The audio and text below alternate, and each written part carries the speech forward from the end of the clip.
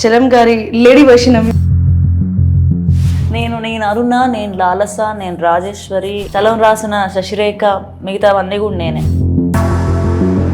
ఇప్పుడు మీరు రాబోయే బుక్స్ గురించి చిక్లెట్ అంటే మగాళ్ళు మీరు చదవకూడదని కాదు, ముందు చదవాల్సింది మీరే.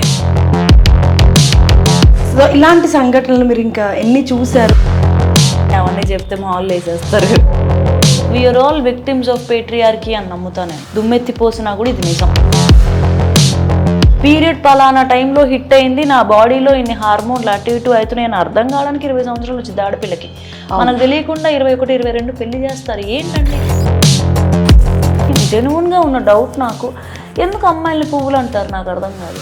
సున్నితంగా ఉంటుంది, సున్నితమైన మనసు. ఎవరున్నారు సున్నితంగా? మీరు ఉన్నారండి సున్నితంగా? బోన్స్ బద్దలు కొట్టుకొనే వచ్చాడు కదా వాడు పిల్లలు. కొన్ని మనము అక్కర్లేదు అనుకుంటాం, మళ్ళీ మనం కూడా చెప్తాం మన వాళ్ళ కూర్చోబెట్టి, కాదులే అవ్వదు నాతో, నేను చేయలేను. మార్కులు తక్కువ చెల్లగండి బరాబర్. నన్ను కొట్టని స్కూల్ టీచర్ కూడా లేరు, అందరూ కొట్టిండ్రు నన్ను. మీరు స్కూల్ ఉన్న టైంలో మనందరం గ్రైండర్లలో ఉన్నాం కదా, మనకి స్కూల్ అంటారేంటి వాటిని? ప్రేమించావా? మనందరం ప్రేమకే పుట్టాం, ప్రేమ ఉంటేనే మనం ఉన్నాం. నేను చాలా బలంగా నమ్ముతా ఈ విషయం. వెల్కమ్ టు ఎన్టీవీ, నేను దీక్షా సేత్. ఈ వీడియోని మీకు అందిస్తున్నారు కలర్స్లో జాయిన్ అవ్వండి. ఫిట్గా, హెల్దీగా, స్లిమ్గా ఉండండి. ఎస్, మరి ఈరోజు స్పెషల్ ఇంటర్వ్యూ. మనం రోజు చూసే సన్నివేశాలు, ఆ సన్నివేశాల్లో కష్టాలు, కన్నీళ్ళు, సంతోషాలు, బాధలు అన్నీ మిక్స్ చేసి మనం ప్రతిరోజు చూస్తూ ఉంటాం. కానీ దాన్ని అక్షరంగా మార్చి పుస్తకాలుగా మన ముందుకు తీసుకొచ్చారు. మరి ఆ పుస్తకం చదువుతుంటే నాకైతే అది నిజంగా మన కళ్ళ ముందు జరిగినట్టు అన్న వాడుక భాషలో ఈజీ క్యాచీగా మనకి అర్థమయ్యేలాగా మన ముందుకి దాదాపు 2019 నుంచి ఆ బుక్స్ వస్తున్నాయి. మరి ఇంతకు ఆ రాసిన రచయితతో మాట్లాడి తెలుసుకుందాము ఇంకా నెక్స్ట్ ఏం బుక్స్ వస్తున్నాయి ఏంటి అనేసి. ఎస్, కడలి సత్యనారాయణ గారు, నమస్తే. నమస్తే. హాయ్. హలో. హలో.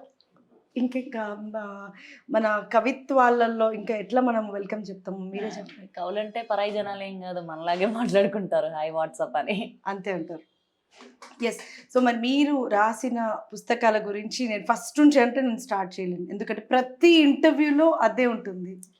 కడలి కథలు ఇవన్నీ మనము చూస్తున్నాము. కానీ ఇప్పుడు మీరు రాబోయే బుక్స్ గురించి చెప్పండి. ఇప్పుడు మొన్న ఉగాదికి జరిగిన నవలల పోటీలో ఒకటి చిక్లిట్ అనే ఒక జాన్రా ఫిక్షన్ ఒకటి రాసి పంపించాను. అది యంగ్ అడల్ట్కి రాస్తే వేరే కేటగిరీలో సెలెక్ట్ అయ్యి దానికి ఫస్ట్ ప్రైజ్ వచ్చింది. పుస్తకం పేరు ప్రస్తుతానికి చిక్ లిటరేచర్ అనే ఒక షార్ట్ ఫామ్. మాకు అది లిటరీ జాన్రా ఒకటి ఉంటుంది, దాన్ని తీసుకొని ఆ జాన్రా పేరే ప్రస్తుతానికి టెంటేటివ్ టైటిల్గా పెట్టాము. మా పబ్లిషర్స్ కూడా ఓకే అన్నారు, బాగానే ఉంది ప్రస్తుతానికి పేరు, తర్వాత మారిస్తే మారుద్దాంలే అని అయితే అన్నారు. యా, చిక్ అంటే it's slang word basically used in English for women. Lit అంటే literature written by women for women about women is chick lit. అంటే మగాళ్ళు మీరు చదవకూడదని కాదు, ముందు చదవాల్సింది మీరే. ఎస్, సో మరి చిక్లెట్లో ఏ జోనర్ మీరు ఎంచుకున్నారు? లైక్ ఉమెన్ డిఫరెంట్ ప్రొఫెషన్స్ లో ఉంటుంటారు. నేను డీటెయిల్స్ అన్ని చెప్పకూడదు మీకంటే, ఇందాక ఏదో పర్సనల్ చనువులో చెప్పేసానులే కానీ అవన్నీ చెప్తే మా వాళ్ళు వేసేస్తారు. అంతే, చెప్పకూడదు అవన్నీ. ఎలా లీక్ చేస్తారు? చిరు లీక్స్ కాదు కదా, లేకపోతే ఒక చిన్న టీజర్ లాగా వదిలేసేయండి మాకు. అంతే. 24-25 ఇయర్స్ ఉన్న యంగ్ ఉమెన్ చుట్టూ ఉన్న పరిస్థితులు ఏంటి, ప్రొఫెషనల్లీ ఎలాంటి ఛాలెంజెస్ ఫేస్ చేస్తుంది, పర్సనల్లీగా ఎలాంటి కాన్ఫ్లిక్ట్ ఉంటుంది, దాన్ని అన్నిటిని రిజాల్వ్ చేసుకొని సొసైటల్గా ఎలాంటి ఇంపాక్ట్ క్రియేట్ చేస్తుంది అనేదే కథ. చాలా ఎంటర్టైనింగ్గా, హ్యాపీగా, ప్రశాంతంగా వెళ్ళే కథ. విప్లవం సాధిద్దాం ఈ టోన్లో కాకుండా డే టు డే లైఫ్ ఎలా ఉంటుంది అని చెప్పే సగటు కథ. ఎస్, సో మరి మీరు చలం గారికి అభిమాని కాకుండా ఇంకా పెద్ద పదాలు ఏముంటాయో? చలం నాలో పరకాయ ప్రవేశం చేశాడు, అంతే అంటారు. సో చలం గారి లేడీ వర్షన్ మీరు పోనీ. నేను అరుణ, నేను లాలస, నేను రాజేశ్వరి, నేను అరుణ, నేను చలం రాసిన శశిరేఖ, మిగతావన్నీ కూడా నేనే. సో చలం గారు మిమ్మల్ని కదిలించి ఇలా రచయితగా మార్చారంటారా? చలం గారు ఇన్‌ఫ్లూయెన్స్ అయితే ఖచ్చితంగా ఉందిలే గానీ, కదిలించి రచయితగా మార్చారని అయితే నేనైతే అనుకోను. ఎందుకంటే ఆయన బతికలేరు అప్పటికి. అంటే I got influenced by his style of writing, his ah, stories and his అంతే రైటింగ్ స్టైల్ చాలా ఇష్టం నాకు. మరి ఏ పుస్తకం మిమ్మల్ని మార్చింది ఇలా? ఏ ఈ అలా టర్మ్. పలానా ఒక పుస్తకం ఏమీ మార్చదండి మనుషుల్ని. ఒక పుస్తకానికి ఏం మారిపోము మనం. కొన్ని సంవత్సరాలే ఒక పర్టిక్యులర్ విషయాన్ని గట్టిగా నమ్మితే అదేమన్నా మార్పు తీసుకొచ్చిద్దేమోలే గానీ, నాకు తెలిసి అట్లా కరుడుగట్టి నన్ను మార్చిందైతే ఏమీ లేదు. నేను ఓకే. మొదటి నుంచి ఇలా వెరైటీగానే ఉన్నాను. యెస్. సో, మరి రోడ్ నంబర్ 12లో ఒక సంఘటన మీరు చూసి అది అక్షరాలుగా మార్చి న్యూస్ పేపర్‌లో రాగానే ప్రతి ఒక్కరు గూడా లైక్ ఇంత కష్టం ఉంటదా? ఇంత బాధ ఉంటదా? అని ప్రతి ఒక్కరు గూడా మాట్లాడారు. దాని అవును. గురించి మీరు ఇంకా కొంచెం చెప్పండి. రోడ్ నంబర్ 12 అనేది ఒక కవిత అది. ఒక పేపర్‌లో వచ్చింది. ఐ డోంట్ రిమెంబర్ ఏ పేపరో. హ్మ్. ఆ పేపర్‌లో నేను రోడ్ పైన ఎళ్తున్నా, ఈ ఉడుకు రక్తం ఈ టైంలో బాగా తిరిగేవాళ్ళం గదా బయట. ఏ బాగా యంగ్‌గా ఉన్నప్పుడు 23, 24 ఉన్నప్పుడు. అలాంటి టైమ్స్‌లో ఏదో ట్యాంక్ బండ్ వైపు ఏదో అటువైపు ఎళ్లి ఐస్ క్రీమ్ తినడానికో ఎటో ఎళ్లి మళ్ళీ వెనక్కి ఇంటికొస్తుంటే I saw these women working on roads and she's full of sweat. మొత్తం అంతా ఇలా చెమట ఇలా పెద్ద పెద్ద చీపుర్లు గట్రా ఉన్నాయి. ఇలా ఊడుస్తూ వెళ్తున్నారు. ఆరెంజ్ కలర్ కోట్స్ ఏసుకొని, మునిసిపల్ కోట్స్ ఉంటాయి. జీహెచ్ఎంసీ కోట్స్ కోట్స్ వేసుకొని ఏసుకొని ఊడుస్తూ వెళ్తున్నారు. ఆవిడ చేతిలో అంత పెద్ద చీపురు చీపురు. చూసేసరికి నాకే పెయింట్ బ్రష్ ఏదో చూసినట్టుంది. రోడ్డంతా ఒక క్యాన్వాస్ లాగా ఆమె ఏదో ఒక పెయింట్ గీసుకుంటున్నట్టు ఎళ్తున్నట్టు.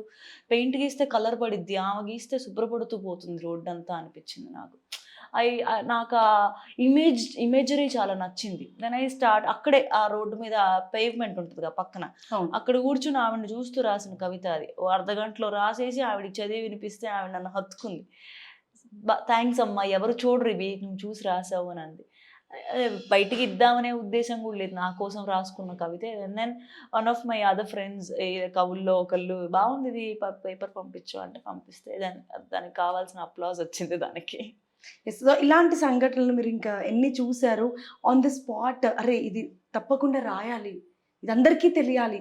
ఈ విషయం ఇది తప్పకుండా తెలియాలి అని అనిపించిన సంఘటన ఏది?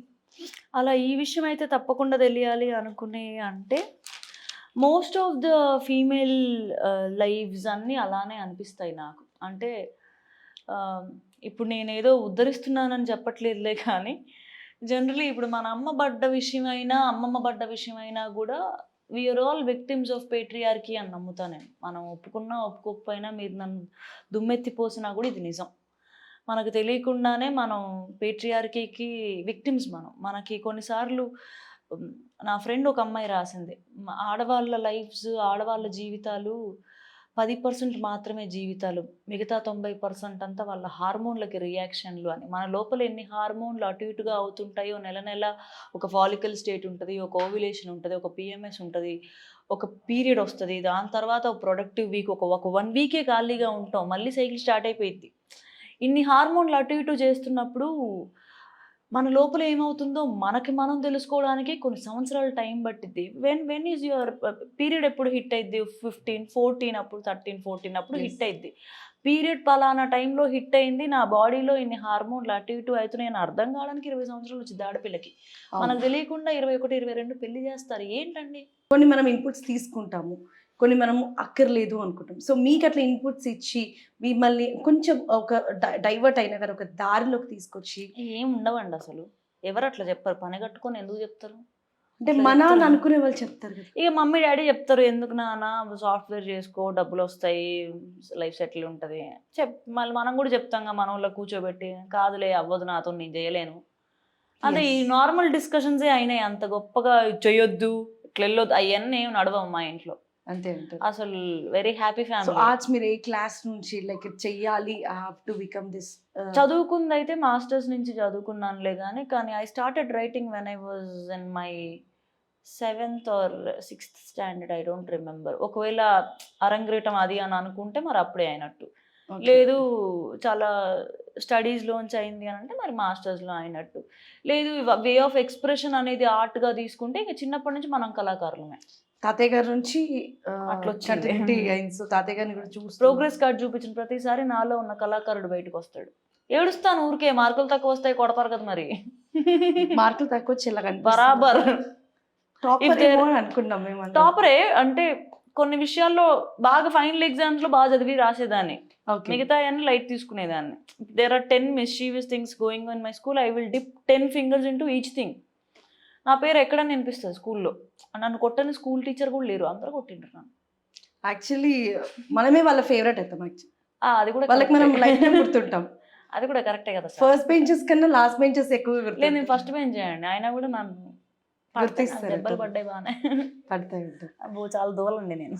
ఎస్. సో ఇప్పుడు మనము స్కూల్ లైఫ్ గురించి మాట్లాడాం కాబట్టి మీరు స్కూల్ ఉన్న టైంలో అప్పుడున్న ఫ్రెండ్ జోన్ వాళ్ళంతా బుక్ రీడర్స్, ఇప్పుడు జనరేషన్ ఉన్న బుక్ రీడర్స్ కి చాలా వేరియేషన్ మా స్కూల్లో కూడా అంత గొప్ప బుక్ రీడింగ్ గానే అయిపోయింది, అప్పటికి ఆ జనరేషన్ అయిపోయింది. సేమ్ ఏజ్ కదా మనం, నాకు తెలిసినంత వరకు. ఇప్పుడు మన స్కూలింగ్ అంటే 2010 లో మనకి 10th అయిపోయి ఉంటుంది, 2010 లో 10th 11 అయిపోయి ఉంటుంది. అప్పటికి ఎక్కడ మనందరం గ్రైండర్లలో ఉన్నాం కదా, మనకి స్కూల్ అంటారు ఏంటి వాటిని, మన రుబ్బుతారు కదా స్కూల్లో.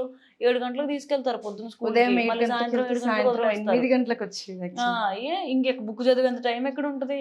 ఉన్న టైంని నేను చదివాను, నేను నాకు చదువుకోవడం కుదిరింది. ఎందుకంటే మా ఇంట్లో పుస్తకాలు గట్రా ఉండేవి, మా అమ్మ నాన్న తెలుగు టీచర్లు, మంచి సాహిత్యం ఉండేది మా ఇంట్లో, కాస్త బాగానే మాట్లాడేవాళ్ళు సాహిత్యం గురించి, కొంచెం కొంచెం బాగానే యాక్సెస్ ఉండేది నాకు లిటరేచర్ వైపు. But most of my friends, none of my friends, ఎక్కువ నా ఫ్రెండ్స్ ఇప్పుడు లిటరేచర్లో ఉన్నోళ్ళు, సినిమాలో ఉన్నోళ్ళు, పుస్తక పఠనం అలవాటు ఉన్న పిల్లలు కాకుండా బయట ఎవరన్నా నా ఫ్రెండ్స్, స్కూల్ నుంచి ఫ్రెండ్స్, మా ఖమ్మం నుంచి ఫ్రెండ్స్ ఎవరు చదవరు, నా పుస్తకాలే చదువుతారు. జస్ట్ నా పుస్తకాల వరకే హ్యాపీగా చదువుతారు. నువ్వు బాగా రాస్తావే, ప్రశాంతంగా నాకు అర్థమయ్యేటట్టు రాస్తావా అని చదివేస్తారు. మళ్ళీ భూభ్రమణమే ఇలాంటి పదాలు రాస్తే కష్టం కదా, అలా రాయను నేను. Book is a good friend అని అంటాం. సో మనం ఎంత డల్గా ఉన్నా కానీ, ఎంత మూడ్ ఆఫ్లో ఉన్నా కానీ, బుక్ చదవగానే మనం ఆ డల్ ఉన్న మోడ్లో నుంచి కొంచెం చేంజ్ అయిపోతాం ఆ బుక్స్లో ఉన్న క్యారెక్టర్స్కి సంబంధించి. సో మీరు ఒక క్యారెక్టర్ని ఎంచుకున్నప్పుడు will you describe character appearance కానీ, లేకపోతే ఎట్లా? 200% 200 ఫీమేల్ కానీ మేల్ కానీ, ఏదైనా. Villain character. సో మీరు ఏ క్యారెక్టర్స్ని ఎక్కువగా చూస్ చేసుకుంటారు? ఏ క్యారెక్టర్ చుట్టూ మీరు తిరగడానికి ట్రై చేస్తూ ఉంటారు? ప్రొటాగనిస్ట్ చుట్టూ తిరుగుతాం మనం. ఇప్పుడు ఎండ్ ఆఫ్ ది డే ఒక కథ రాస్తున్నాము అంటే అది ఒక మనిషి కథ అవ్వాలి, అంతే కదా. ఎస్. ఇప్పుడు సరే కుక్కపిల్ల కథ కూడా రాయొచ్చు, బట్ ఒక క్యారెక్టర్ గురించి రాస్తాము, అది ఆ క్యారెక్టర్ కథ రాస్తాం కాబట్టి ఆ క్యారెక్టర్ ఆబ్వియస్లీ హైలైట్ అవుతుంది. That's the basic. ఇంకా దాని గురించే రాస్తాం కాబట్టి మనం.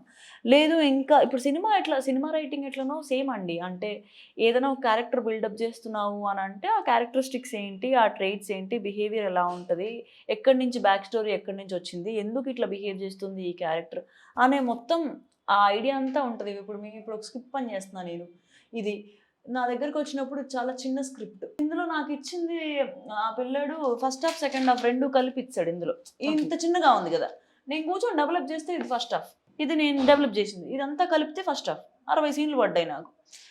ఇదంతా డెవలప్ చేసిందే కదా, క్యారెక్టర్ డెవలప్ చేసి ఎందుకు అట్లా బిహేవ్ చేస్తుంది ఆ క్యారెక్టర్ అంటే బ్యాక్ స్టోరీ ఫ్లాష్ బ్యాక్లో ఏదో జరుగుంటుంది. లేకపోతే ఆ క్యారెక్టర్ ఈ మాట అనడానికి అవసరం ఏముంది అంటే సెకండ్ హాఫ్లో ఇంకేమైనా అవుతుందేమో, లీడ్ వదులుకుంటాం. It's all basic story. So ఇప్పుడు ఒక బుక్ రైటర్ నుంచి సినిమా డైలాగ్ రెండు వేరువేరుగా ఎప్పుడు రెండు చూడలేదు. డిఫరెంట్ ఏమన్నా అనిపిస్తుంది? అంత వేరువేరుగా ఏం చూడను నేను. అంటే మాకు స్క్రీన్ బేసిక్ డిఫరెన్స్ ఏంటి అని అంటే, cinema is a visual experience. You look at it, you look at the screen, you watch films, you are never the protagonist of that story. Somebody is the protagonist of that story. You might relate to that character. ఆ main క్యారెక్టర్కి నువ్వు relate అవుతావు. అంటే నాకు కూడా అట్లా జరిగిందేమోలే అనే ఆలోచన నీకు వస్తుంది నువ్వు సీట్లో కూర్చొని చూస్తున్నప్పుడు. బుక్ చదువుతున్నప్పుడు నువ్వే ఆ క్యారెక్టర్.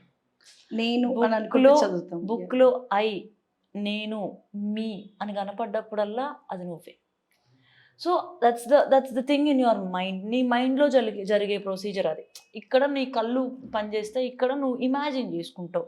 పలానా ఒక సిచ్యువేషన్ ఉంది, ఇప్పుడు ఇలా రూమ్లో ఉంది, పలానా వైట్ గోడ, ఒక ఐకియా సెటప్, పుస్తకాలు, 2 చైర్లు అంటే నువ్వు ఇమాజిన్ చేసుకుంటావు. చూపిస్తే కనపడిపోయింది 1 సెకండ్, చదవడానికి ఒక 1 పారాగ్రాఫ్ పట్టింది, అంతే డిఫరెన్స్ అయితే అదే. కానీ నీకు విజువల్ స్టోరీ టెల్లింగ్లో వచ్చే ఏమంటారు మా యాడెడ్ అడ్వాంటేజ్ ఏంటి అని అంటే చాలా టైం సేవ్ అయిపోయింది. 2 గంటల్లో సినిమా ఒక సినిమా చూసేయొచ్చు మనం. పుస్తకం చదవాలంటే ఓ రోజు మొత్తం పట్టొచ్చు బాగా చదివే వాళ్ళకైతే. కొంతమందికి బ్రేక్స్ తీసుకొని చదవచ్చు. It's 2 different experiences. But I don't think cinema ఇలానే రాయాలి, పుస్తకం ఇలా నేను నమ్మనండి. మీరు నన్ను తిట్టినా పర్లేదులే కానీ అలాంటి రూల్స్ ఏవి నేను నమ్మను. మీరు సత్య మూవీకి రాశారు కంప్లీట్గా. సో ఈవెన్ ధరం తేజ్ గారు చెప్పారు లైక్ ఈ మూవీకి చాలా కష్టపడ్డారు కడలి. అండ్ తను ఒక్కొక్కటి డైలాగ్ ఇలా రాస్తుంటే మాత్రము నెక్స్ట్ ఏంటి అన్న ఫీలింగ్ ఉండేది అని కూడా చెప్పారు ఇంటర్వ్యూలో. సో మన ఎన్టీవీ ఇంటర్వ్యూలో చెప్పారు యాక్చువల్లీ. సో మీకు మీ డైలాగ్స్ సడన్గా ఎక్కడన్నా వెళ్తుంటే ఆ డైలాగ్ మీరు వినగానే మీకేమనిపిస్తుంది? అంటే అంత సడన్గా ఏం వినిపించలేదు. సత్య ఇంకా రిలీజ్ అవ్వలేదు, హిట్ మ్యాన్ రిలీజ్ అవ్వలేదు, ఇట్స్ ఓకే గురు ఇంకా రిలీజ్ అవ్వలేదు. 3 రిలీజ్ ఉన్నాయి. 3 రిలీజ్ ఉన్నాయి. రాసి కూడా చాలా రోజులు అయిపోయింది. I'm waiting for all of them to get released. అదే రిలీజ్ అయితే ఏమన్నా అలా ఎక్కడన్నా వినిపిస్తే సంతోషపడతానులే కానీ ఇంక రిలీజ్ అవ్వలేదు. కానీ మీరు చెప్పినట్టు అలా సీరియళ్ళల్లో గట్రా నా పాటలు పాడతారు. అదే నా పాటలు బ్యాక్గ్రౌండ్ లో ప్లే అవుతూ ఉంటే సీరియల్లో ఏదో సీన్ వస్తూ ఉంటుంది. మా డాడీ వీడియో రికార్డ్ చేసి నాన్న ఇది నీ పాట అని పంపిస్తూ ఉంటాడు. సర్లే నాన్న ఎక్కడన్నా పనికి వస్తుంది మన పాట అని అనుకుంటా, నేను నవ్వుకుంటా. బాగుంది కదా వినడానికి బాగానే ఉంది అని. ఆ సీరియల్ ఎడిట్ చేసిన వాళ్ళు ఆ సీరియల్ డైరెక్టర్స్ ఎందుకు తీసుకొని ఉంటారు? ఏదో హిట్ అయ్యి ఉంటుంది, వాళ్ళకి టచ్ అయ్యి ఉంటుంది. ఓకే, మనం రికగ్నైజింగ్ వర్కే చేసాము అంతా. 90 పాటలు గట్రా రాసుంటాను. 90 అంతే, 80-90 పాటలు రాసుంటాను. Somewhere between 80 and 90. 30-35 రిలీజ్ అయినాయి. మిగతావన్నీ మళ్ళీ సేమ్ రిలీజ్కి ఉన్నాయి. కొన్ని ఆగిపోయిన పాటలు ఉన్నాయి. ఇట్లంతే వెయిట్ చేస్తూ ఉంటాయి ఎప్పుడు రిలీజ్ అవుతాయా అని. సో ఆ పాటలు ఎప్పుడు వస్తాయా? వస్తాయండి. ఈ సంవత్సరం 40 పాటలు వచ్చేస్తాయి. ఈ సంవత్సరం వస్తాయి. అంటే ఒక సినిమాలో 6 పాటలు 7 పాటలు రాసిన సినిమాలు, సింగిల్ కార్డ్ సినిమాలు ఉన్నాయి. 3-4 ఉన్నాయి రిలీజ్కి. Then why don't you go for acting? మీకు ఇంట్రెస్ట్ ఉంది అని మాత్రం ఒకసారి అన్నారు. నాకు ఇంట్రెస్ట్ ఉంది అని అంటే నాకు క్యారెక్టర్ బాగా నచ్చితే నేను చేస్తాను. అంటే నేను నా ఫ్లా కూడా చెప్తున్నా. నేను ఏదో కొత్త క్యారెక్టర్ తీసుకొచ్చి నవ్వుకుంటూ తుల్లుకుంటూ చేయమంటే నేను చేయలేను. అది నేను కాదు. ఏదన్నా నా రియల్ లైఫ్ క్యారెక్టర్ కొంచెం దగ్గరలో ఉన్నా కూడా ఐ కెన్ ట్రై. నేను ఒక సినిమా చేశా యాక్చువల్లీ. మరి ఆ సినిమా ఎప్పుడు వస్తుందో తెలీదు. ప్రియదర్శి గారు నేను కలిసి చేసాము. అది మరి వస్తుంది అనుకుంటా. వస్తే అందులో 6 సీన్లు 7 సీన్లు ఉన్నాయి. ఫ్రెండ్సే చేశారు ఆ సినిమాని. సో ఇప్పుడు ఈ బుక్ జోనర్ అయిపోయింది. ఏదున్నా ఒకప్పుడు మనం ఎప్పుడైనా ఇట్లా బుక్స్ తీసుకొని చదువుతూ ఉంటాం. కానీ ఇప్పుడు ఏదున్నా ఫోన్లో ఈ బుక్స్ అన్న యాప్స్ వచ్చేసి కంప్లీట్గా ఒక చేంజ్ ఓవర్ వచ్చేసింది సోషల్ మీడియా ఇన్ఫ్లుయెన్స్ వల్ల. సో మరి ఆ ఫీల్డ్ గురించి మీరేమంటారు? నేను అనడానికి ఏముందండి, నేను ఎవరండి అనడానికి? రచయిత్రి అండి అనడానికి మీకు రైట్ ఉంది. కాలం మారిపోతూ ఉంటుంది, కాలంతో పాటు మనం మారాలి అంతే. ఇప్పుడు కొన్ని బుక్స్ మనకు అందుబాటులో ఉంటాయి, మనకు పేపర్ ముట్టుకొని చదవడం ఇష్టం. నా దగ్గర కొన్ని పాత పుస్తకాలు గట్రా ఉంటాయి. బుడుగు అనే ఒక పాత పుస్తకం ఉంది. బుడుగు రెండవ బుడుగు అదొకటి. చిల్డ్రన్స్ మహాభారత ఒకటి. ఇలాంటివన్నీ పెట్టుకుంటాను నేను, పాతవి అబిట్స్లో అక్కడక్కడ పాత పుస్తకాలు, పేపర్ బ్రౌన్ కలర్లో అయిపోయిన పుస్తకాలు ఎవరన్నా అమ్మితే సెకండ్ హ్యాండ్ బుక్స్లో దొరికితే తెచ్చుకుంటాను నేను. నాకు ఇష్టం, ఆ ఫీల్ ఇష్టం నాకు. మా ఇంట్లో చాలా ఉంది. అరుణ కూడా పాతగా పేపర్లు ఊడిపోయి పడిపోతూ ఉన్న శిథిలావస్థలో ఉంటే నేను దానికి పిన్నులు కొట్టి అట్టలేసి భద్రపరిచాను ఆ పుస్తకాన్ని. అలాంటిది నాకు ఇష్టం, నా పర్సనల్గా నాకు ఇష్టం. పేపర్ ముట్టుకోవడం, పేపర్ వాసన చూడటం, ఫీల్ అవ్వడం, చదివిందే మళ్ళోసారి వెనక్కి వచ్చి చదవడం, అండర్లైన్ చేయడం. అర్ణవం అన్న పదం ఏంటి నాన్న అని మా నాన్న అడిగి, ఏంటిది అని అడిగితే మా నాన్న సముద్రం నాన్న అని చెప్తే నేను అది సముద్రం అని పెన్సిల్తో రాసుకోవడం. ఇదంతా ఒక ప్రొసీజర్ నాకు. అలా చాలా మందికి కూడా ఉండుంటుంది. అథెంటిక్ రీడర్స్ ఎవరన్నా, ఎవిడ్ రీడర్స్ ఎవరన్నా ఉంటే వాళ్ళు ఫీల్ అవుతారేమో తెలీదు. కొంతమంది they enjoy reading it on screen. It's easy going, fast, you can carry it anywhere, you don't have to remember things, you can just take it with your phone. It's not another thing to carry కదా, ప్రశాంతంగా తీసుకెళ్ళొచ్చు. చాలా effect అవుతుంది. ఇప్పుడు కొన్ని పుస్తకాలు ఉంటాయి, paper bag దొరకదు, ఏం చేస్తాం? ఓకే, చచ్చినట్టు చదవాలి కదా. అదే కాలంతో పాటు మనం మారాలి, తప్పదు. ఎండ్ ఆఫ్ ది డే అదొక కథ ముందుకు నేను తీసుకెళ్తుందా అనేదే విషయం. నువ్వు ఎట్లన్నా చదువు, ఏడన్నా విను. సో ప్రతి ఒక్కరికి ఒక ఓసిడి ఉంటుంది. మరి మీ ఓసిడి ఏంటి? I'm very against this. I'm trying to ఇది నేను మార్చుకోవడానికి ట్రై చేస్తున్నా. I want to stop using the word OCD ఈ it's not a good word to use. అంటే అది నిజంగానే ఒక కష్టంగా పేషెంట్ ఒక ట్రీట్మెంట్ జరగాల్సిన లాంటి ఒక సీరియస్ విషయం అది ఓసిడి. మనందరం మనకుండేది ఓసిడి కాదు, మనకేదో ఆర్గనైజ్డ్గా ఉండాలి అని ఒక విషయమో లేకపోతే అలవాటో మితిమీరిన అలవాటో అయి ఉంటుందిలే, కానీ దట్స్ నాట్ ఓసిడి.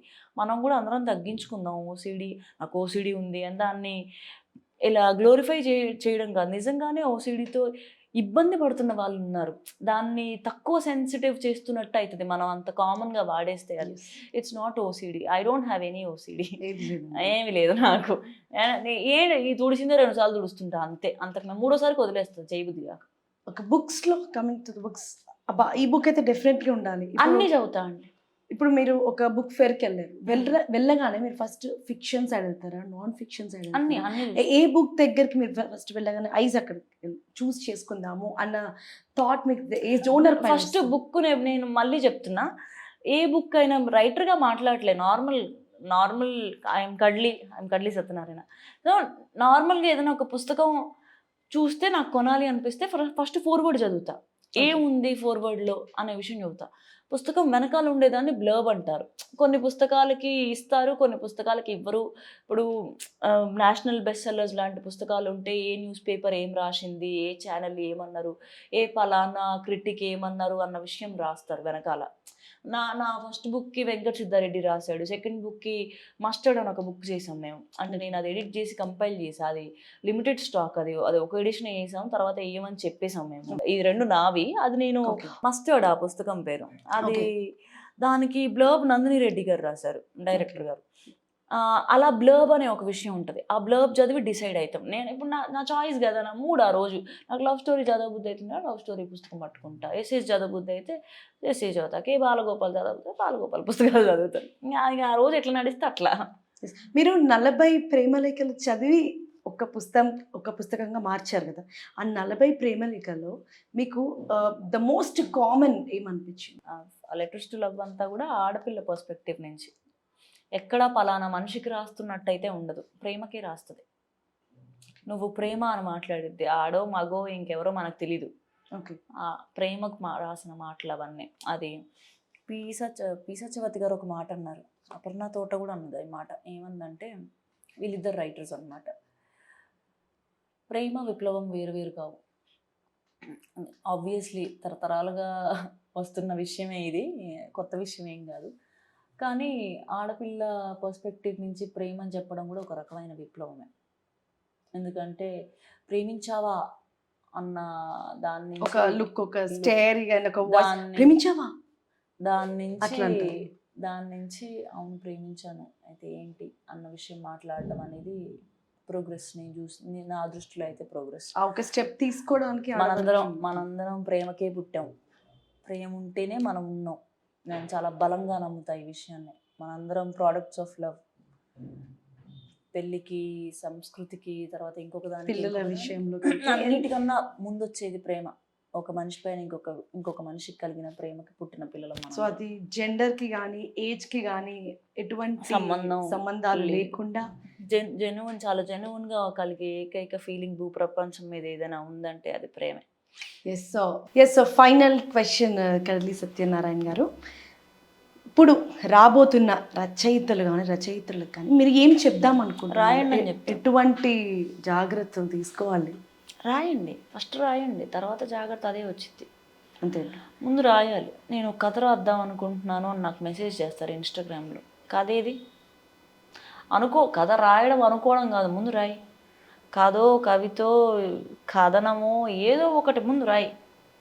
పేపర్ మీద స్టఫ్ పడి ఫస్ట్ రాసిన తర్వాత దాన్ని ఎడిటింగ్ చేసి దాన్ని పేపర్కి ఇవ్వాలా, ప్రెస్కి ఇవ్వాలా, విజువల్గా ఏమైనా చేయాలా, దాన్ని షార్ట్ ఫిల్మ్ చేయాలా, పుస్తకంగా వేయాలా, మ్యాగజైన్కి పంపాలా, అదంతా రెండో ముచ్చట. అదంతా ముందు రాయాలి. ముందు రాస్తే తర్వాత నువ్వు అనుకోకుండానే అది తీసుకోవాల్సిన రూపం అది తీసుకుంటుంది. ఫస్ట్ రాయాలి, అంతే అంటారు. కుప్పలు పేజీలు రాసేయాలి ఫస్ట్. ఎస్, రఫ్ డ్రాఫ్ట్ అనేది మాకు ఒకటి ఉంటుంది రైటింగ్. ఏంటంటే ఫస్ట్ డ్రాఫ్ట్ ఎప్పుడు రచయిత కోసం రాసుకుంటాడు, ఏం రాసా నేను చూసుకోవడానికి. జనాల్లోకి వచ్చేది ఏ సెకండో థర్డో డ్రాఫ్ట్ అవుతుంది. అసలు నీ బ్రెయిన్లో ఉన్నంత నీ పేపర్ మీద పడితే అది ఫస్ట్ డ్రాఫ్ట్ 1. ఓకే. అది నీకు నువ్వు తెలుసుకోవడానికి, అసలు నువ్వు ఏం రాస్తున్నావు, నువ్వు ఏం రాయాలనుకుంటున్నావు అని నీకు తెలిసిద్ది. ఓకే. అప్పుడు బయట వాళ్ళకి చెప్పడానికి రెడీ ఉంటావు. ముందు ఒకటి రాసి ఫస్ట్ ఏదనిపిస్తుంది రాసి. అంతే అంటారు. సో తప్పకుండా ఇది మాత్రం ఫాలో కావాలి. రాసిన తర్వాత అందులో మనం చెక్ చేసుకొని డ్రాఫ్ట్ 2, డ్రాఫ్ట్ 3, పబ్లిషింగ్ మనం ఇక ప్రాసెస్ అనేది స్టార్ట్ చేస్తాం. ఎస్. సో కర్లీ సత్యనారాయణ గారు, ఆల్ ద వెరీ బెస్ట్. మీరు ఇంకా ఎన్నో పుస్తకాలు జూలైలో కలుద్దాం, అందరి కోసం తీసుకురావాలి. జూలైలో కలుద్దాం. 3వ పుస్తకం ముద్రణ జరిగిన తర్వాత, అంతే అంటారు. ప్రింట్ అయిన తర్వాత. Chiclet. Yes. #Chiclet. Yes. So మరి ఈ చిక్లెట్ రాసిండ్రు, మంచి పుస్తకము. Let's see in July. Right? Yeah. So thank you so much for the interview. Thank you. Yes. అదండి మరి కడలి కథలు, కడలి ముచ్చట్లు. సో మరిన్ని ముచ్చట్లు మనము జూలైలో తెలుసుకుందాము, ఇంకా కడలి పుస్తకాల గురించి. Until then, stay tuned to NTV. This is Diksha Sid signing off. Bye-bye.